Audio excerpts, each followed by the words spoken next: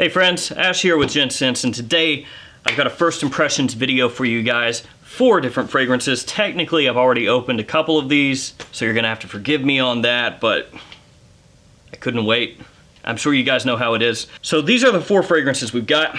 We've got Bentley for Men Absolute. This was given to me as a gift by Studio Scents.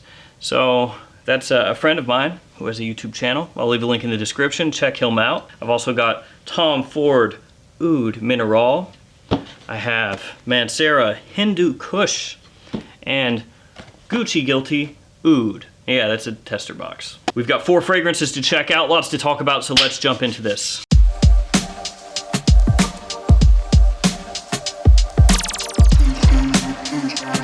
First off, let's talk about this one, Guilty Oud. Like I said, this one I got as a tester, and actually all 4 of these fragrances were purchased from Fragrance Net.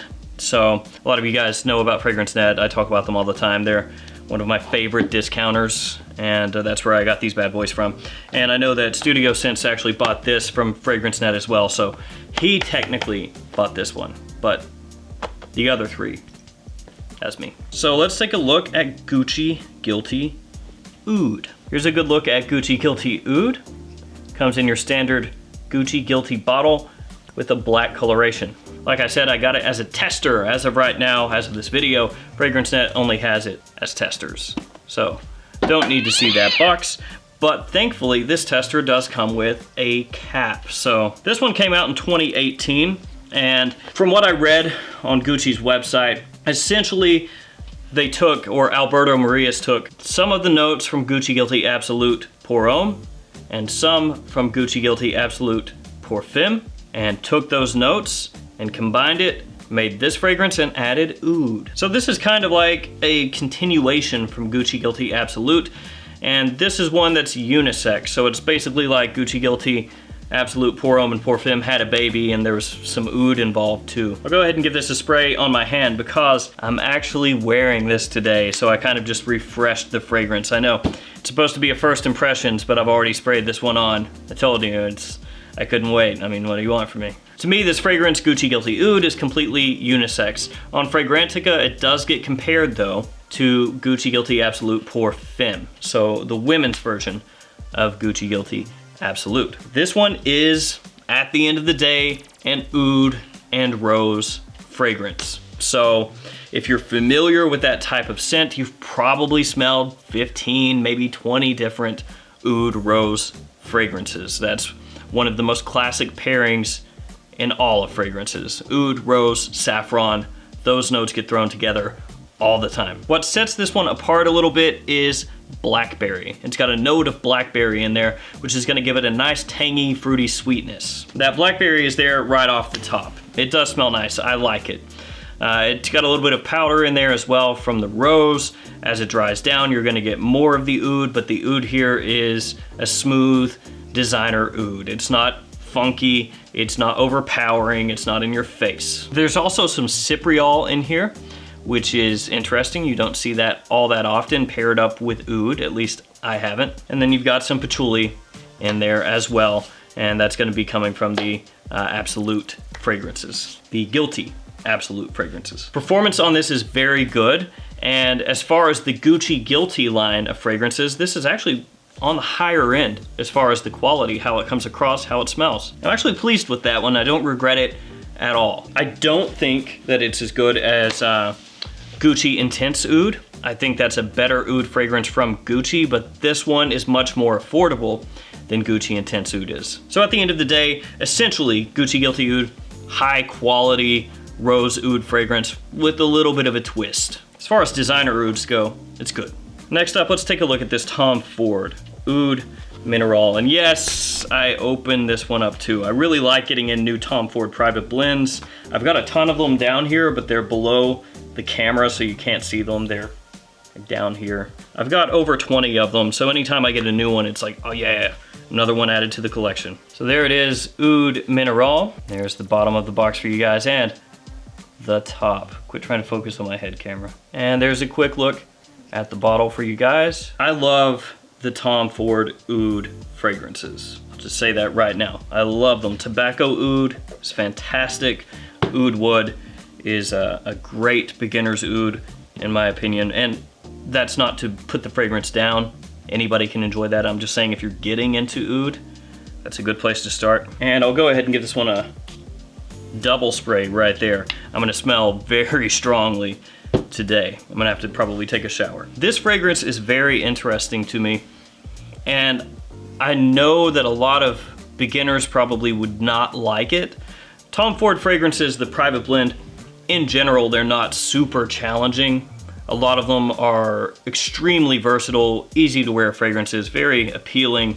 They do have that exclusivity to them because of the price, but they don't go for something typically that's out there and kind of too different to where it becomes difficult to wear. This one straddles that line. It's got oud, of course, in the name, but then it also has all these aquatic notes like salt and seaweed and sea notes. So you've got this kind of contrast going on. You've got some saltier notes, some dirtier notes, some cleaner notes, and they're all just kind of working together there. And it makes a very interesting fragrance. It's different. There's not a thing that I can think of off the top of my head that smells like this. Now I know some people compare it to Bulgari Aqua Pour Homme.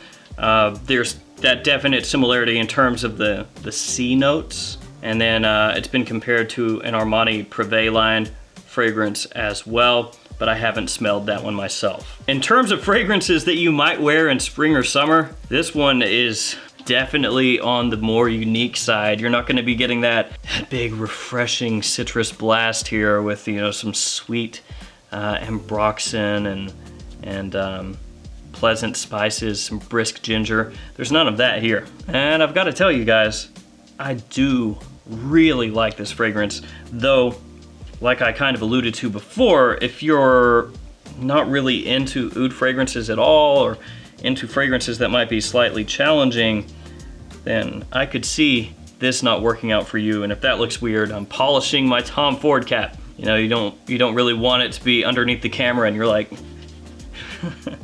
it looks a little odd. But yeah, this is a wonderful fragrance. And I actually am more glad to have this oud fragrance than this one, though there's absolutely nothing wrong with Guilty Oud either. Next up, let's do Hindu Kush, because I opened that as well, and then we'll open up the Bentley. Of course, it comes in your typical Mancera pouch, like you'll find inside any Mancera or Montal box. And then here it is, Hindu Kush. The box is your standard Mancera box. If you've seen Mancera before, then you have seen this box. Same with the bottle, but I'll show it to you anyway. There it is. Hindu Kush by Mancera. Hindu Kush is very well known, of course, because it has a cannabis note. And people go wild for fragrances with cannabis notes. They're always in the comments on Fragrantica. Does it smell like real weed? That's what people will always put. And I'll go ahead and spray this one on my right hand here. There's also incense spices, amber, some other things in here as well. It goes on sweet. There's this really, really pleasant kind of green sweetness when you first spray this on that I really love. The opening smells fantastic to me because it is a bit different. Now, a lot of people who are into more designer fragrances and things like that, they might not like that contrast that it has in the opening, where it's not a citrus sweetness necessarily that first hits your nose. Because in the top of this fragrance is notes that you would typically associate more with base notes.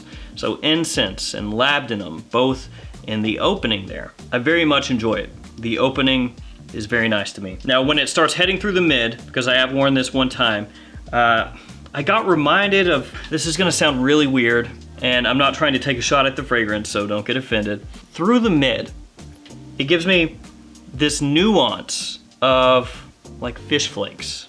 So like the food that you would give your fish, those little flakes, if you get those in your hand and do like this and smell it, it's got that weird kind of fishy scent.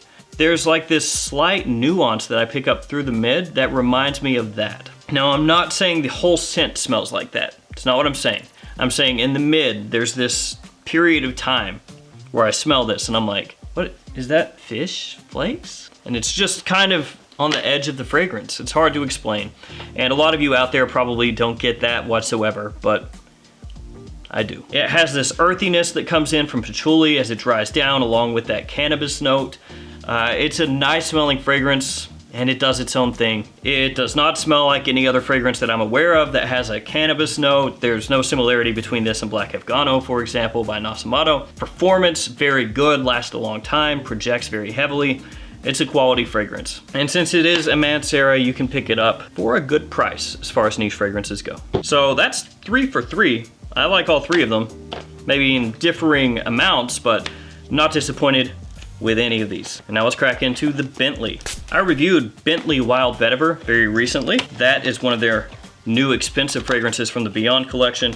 This one is from their standard men's line, which is known for having very affordable fragrances that still smell very high quality, very nice.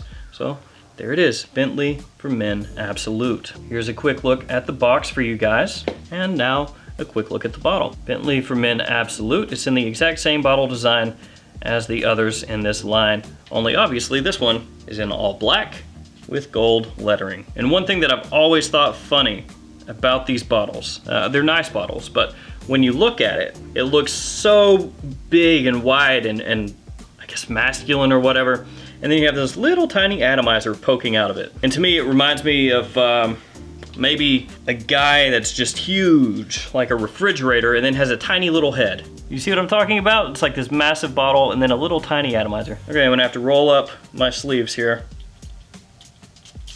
There we go. Yeah, this is good. Yeah, I like it. Nice. 4 for 4. Resinous, sweetness, incense. That's how it kind of comes across. There's oud in here as well. It's like a sweetness, like a sweet kind of oud. Very wearable. When I very first sprayed this on, it reminded me of something like Luna Rosa Black, but they're different fragrances completely, just like a similar vibe, I guess. And then now that I've given it a little more wear, just a couple minutes here, or more time to dry down, I guess I should say, it reminds me a little bit of Gucci Pour Homme. Where are you? Right there, Gucci Pour Homme. It's not as strong, it's not coming across as strongly as Gucci Pour Homme 1 though. This is like maybe more smooth, maybe a little more smooth than Gucci Pour Homme, but that's going off memory, so let me spray it really quickly. Come to me, Gucci Pour Homme. Yeah, there's a lot more going on in the opening of Gucci Pour Homme. It's got all those citruses mixing together with different florals, and you still have that, you know, that deeper, richer kind of base underneath all those notes, but off the top, there's a lot more going on with Gucci Pour Homme. Nothing against Bentley. The Bentley smells very nice, but yeah, I don't know. I would have to let these dry down and compare them. Off the top of my head, Bentley for Men Absolute reminded me a bit of Luna Rosa Black and fragrances along those lines. Then as it started to dry down, it reminded me a little bit more of Gucci Pour Homme, but now that I have Gucci Pour Homme 1 on and I'm comparing them side by side, yeah, there's a similarity there. Yeah, okay. Once that opening settles on my skin for Gucci Pour Homme, there is a similarity. Yeah, this could be a decent replacement for Gucci Pour Homme at a cheap price, cheaper. So there we go, guys, 4 for 4. Usually I get these hauls in and 1 or 2 or more end up being forgettable or just kind of bad, but I'm happy here. I'm happy. Thank you. All right, guys, let me know in the comments below which of these 4 fragrances is your favorite. Which of these bunch here. Thank you guys so much for all of your support. I appreciate it so much, and I'll see you guys again tomorrow with another fragrance video. See you guys. Barely made it out this time.